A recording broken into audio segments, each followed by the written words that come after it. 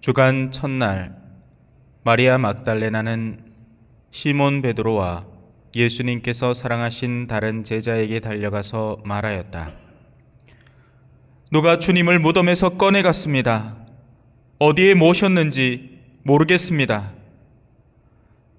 베드로와 다른 제자는 밖으로 나와 무덤으로 갔다.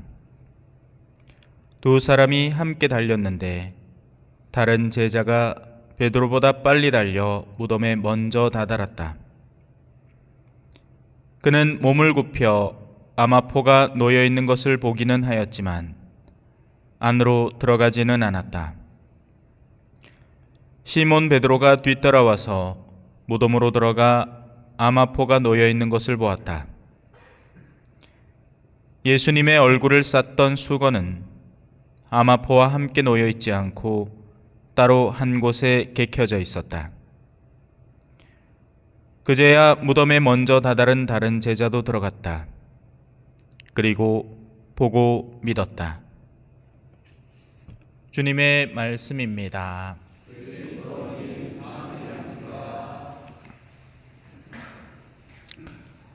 찬미 예수님, 빈 무덤은 그 자체로 정언할 수 없습니다. 하지만 그 빈 무덤을 향해 달려가는 이들이 있으면 그 빈 무덤을 확인하고 그 빈 무덤이 곧 증언이 됩니다.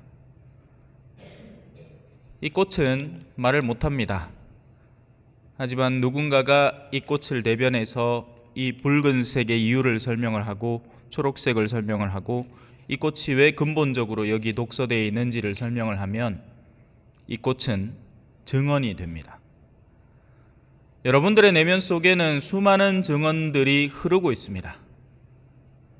하지만 그 가운데서 내가 어떤 것을 선별을 해서 구체적이고 실천적인 증언으로 만들어낼지 하는 것은 여러분의 선택에 달려 있습니다. 수많은 사람들이 언젠가는 냉담 풀고 성당 가야지 라고 생각하고 있습니다. 하지만 그렇게 되지 않는 것은 그들의 선택의 선상 안에서 그 증언보다는 그 시간에 돈을 조금 더 벌지 하고 많은 선택을 우선적으로 하기 때문에 그렇습니다. 저는 이 본당에 와서 수많은 증언을 했습니다.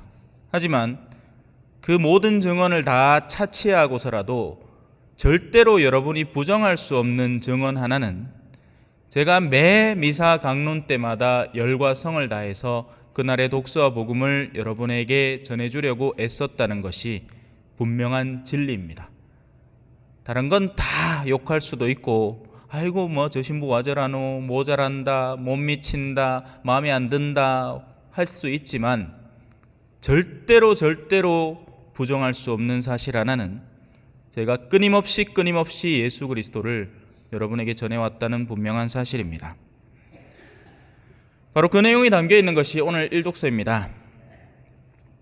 이렇게 얘기합니다. 처음부터 있어 왔던 것입니다.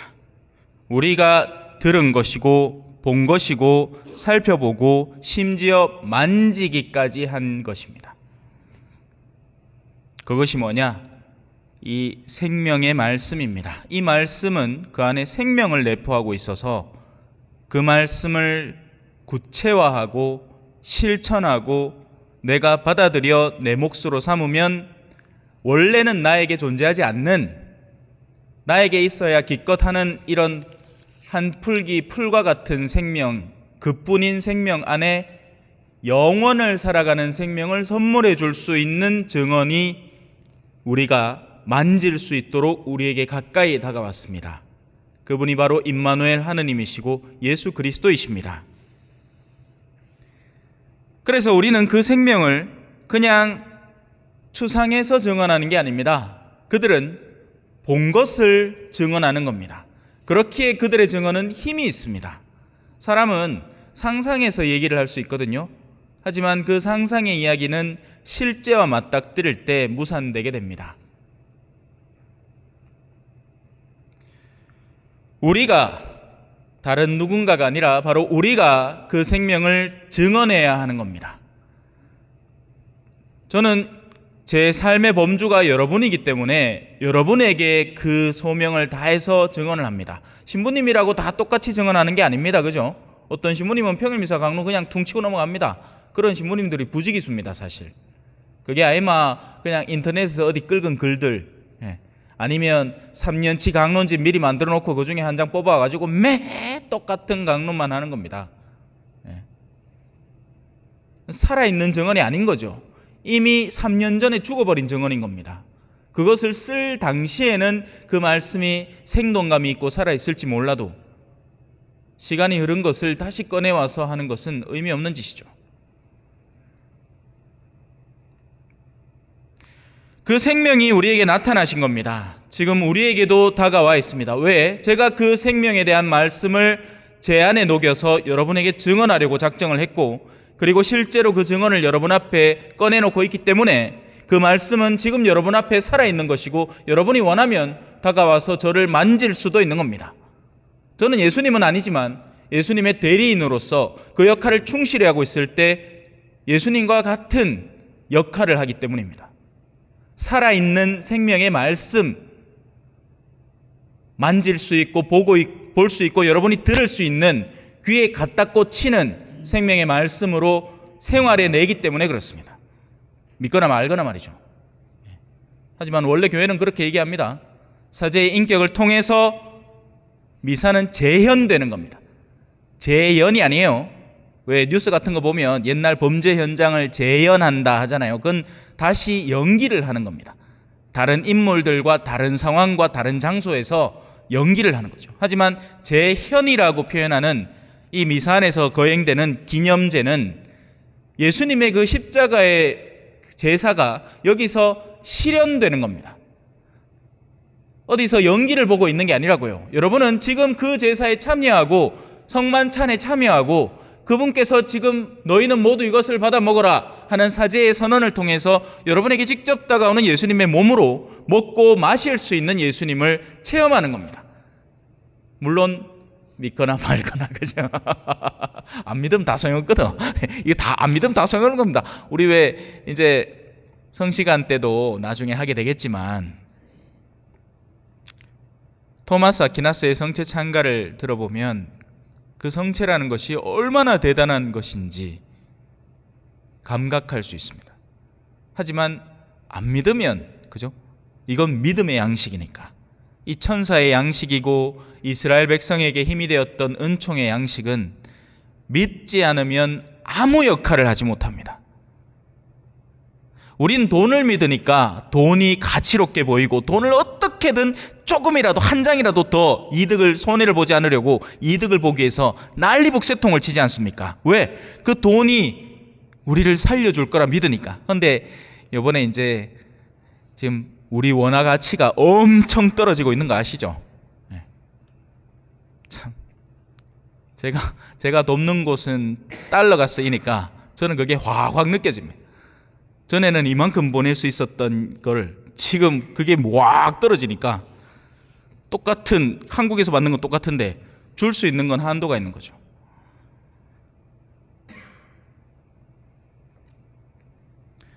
그래서 이 사도는, 특히나 이 요한 사도는 오늘 본기도에도 나오죠.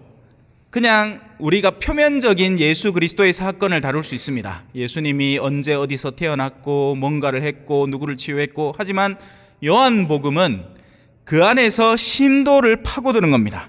그 안에 숨겨져 있는 이 말씀의 본질을 우리에게 전해주는, 그러기 위해서는 그 요한 사도 자체가 말씀의 침잠에 들어가야 되겠죠. 자기가 가닿지 않은 것의 거를 꺼내줄 수는 없는 겁니다. 저 금광이 뭐 우리 지나가다가 뭐 저 산에도 금이 있을 끼다, 뭐 돌 많은 저 산에 안에 보면 막 옛날에는 뭐 광맥도 있었고 막 그랬다 하는데, 누가 그거를 꽃갱이를 들고 파고 들어가지 않으면 절대 못 꺼내는 겁니다. 있는 줄이야 다 알죠. 하지만 그거의 실제적인 이득을 보는 사람은 실제로 그 갱도를 파고 들어가 보는 사람인 겁니다. 그래서 오늘 우리는 땡 잡은 거죠. 왜? 요한 사도가 우리에게 글을 남긴 겁니다. 우리 잘 되라고, 우리도 그 맛을 좀 보라고. 내가 이걸 퍼다가 말씀으로 내 주변 일대에 전하고 생명이 다하도록 전하고, 그리고 그도 모자라서 이 말씀을 글로 남겨놓을 테니 같이 즐기자고 우리의 기쁨이 충만해지도록 이 글을 씁니다. 이 말씀이 조금이라도 더 번져나가고 조금이라도 더 역할을 해낼 때 사도가 기뻐하는 겁니다. 사도의 기쁨은 그거니까요. 사도는 자기 주머니가 부은다고 기뻐하는 게 아닙니다. 말씀이 전해지고 그 말씀으로 사람들의 영혼이 생기를 얻고 다시 회복되고 살아날 때 기쁨을 얻는 거죠. 그게 이 사도가 갖고 있는 예수 그리스도와의 친교. 우리가 친교의 해를 살아왔지 않습니까?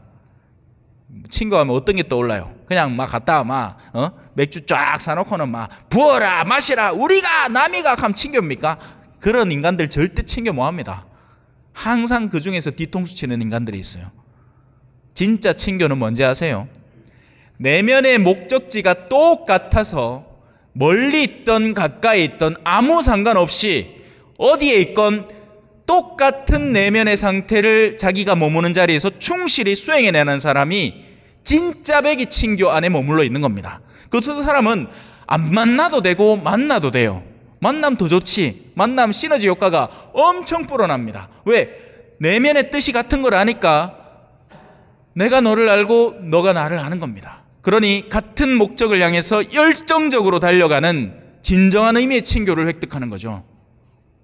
오늘도 마침 신기하기도 하죠, 그죠? 제 오늘 이빨 치료한다고 밖에 나가서 손님 한 명 만나서 식사하고 들어왔거든요. 들어오는 그 순간에 마당에 손님들이 서 있는 거예요. 하필 그 시간에 한 20분만 늦게 오거나 아니면 20분 일찍 왔더라도 그분들은 그냥 왔다가 그냥 갔을 거야, 나를 찾지 않고. 근데 내가 들어오는 그 순간에 마주쳤단 말입니다. 대구에서 저를 보러 왔대요. 성서에서.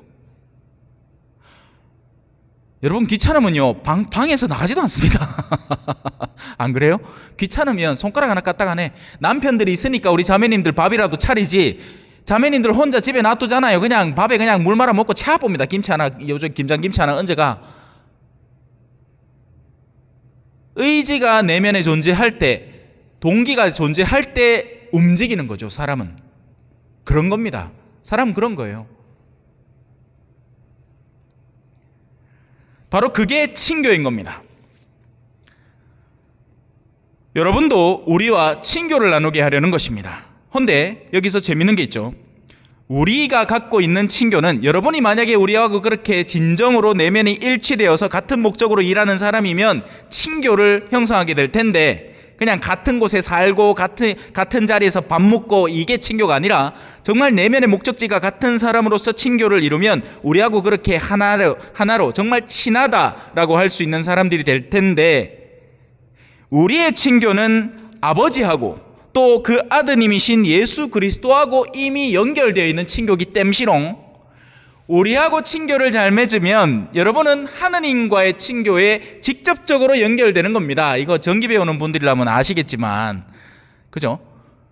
발전원이 있는 곳에 연결된 모든 전선에 갖다 대기만 하면 그 전기를 내가 향유할 수 있죠. 누릴 수 있죠. 그렇게 해서 마무리하는 글이 우리의 기쁨이 충만해지도록 이 글을 씁니다.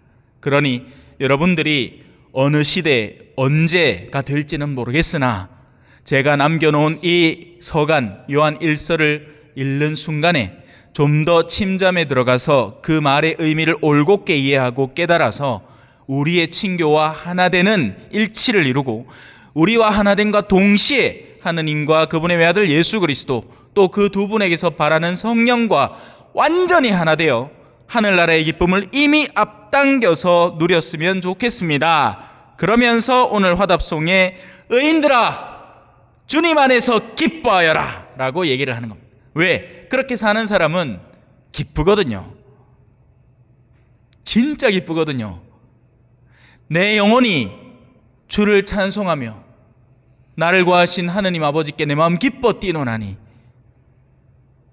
그래서 성모님이 기쁜 거고요. 그 고생 바가지 속에서 이집트 그 너무 나라 땅에서 키우려고 하면 얼마나 고생했겠습니까? 그리고 오늘 화답송의 일부분 앞에 전부 다 기쁨이 기쁨. 의인에게는 빛이 내리고 마음 바른 이에게는 기쁨이 쏟아진다. 별빛이 내린다. 샤라랄라랄라라라 하는 거 있잖아요. 예. 밤에 옛날에 은하수 봤죠, 여러분들? 저는 다행히 남미에서 은하수를 봤어요. 한국에서는 한 번도 못 봤던 은하수입니다. 제가 태어나고 자란 때부터 지상에 전등이 있는 순간에 우리는 은하수를 볼 수 없습니다. 그 빛이 하늘에 반사되어서 비치면 별빛이 다 사라져 버려요. 그런데 아무것도 없는 칠흑 같은 밤에 아무 전등도 없는 곳에 가서 눈을 들어 하늘을 보면 하늘에 넘쳐 흐를 것 같은 별빛이 우리에게 쏟아져 내리는 겁니다. 마음이 가난한 이들, 마음이 겸손한 이들에게는 모든 게 은총이에요. 내 앞에 있는 이 작은 꽃도 은총이고요. 이 성당도 은총이고요. 이 이쁘게 꾸며진 구유도 은총이고요. 여러분도 은총이고요. 여러분에게 저도 은총이 되어야 되고요. 그런 겁니다. 얼마나 좋은 세상이에요, 그죠? 즐길 게 하나 둘이 아니야. 모든 게 은총이니까. 모두가 은총이에요. 신부가 노래해도 은총. 안 웃네. 별로 안 기쁜갑다. 내 혼자 기쁜갑다. 마음 바른 이에게는 기쁨이 쏟아진다. 의인들아, 주님 안에서 기뻐하여라. 잠시 묵상하시겠습니다.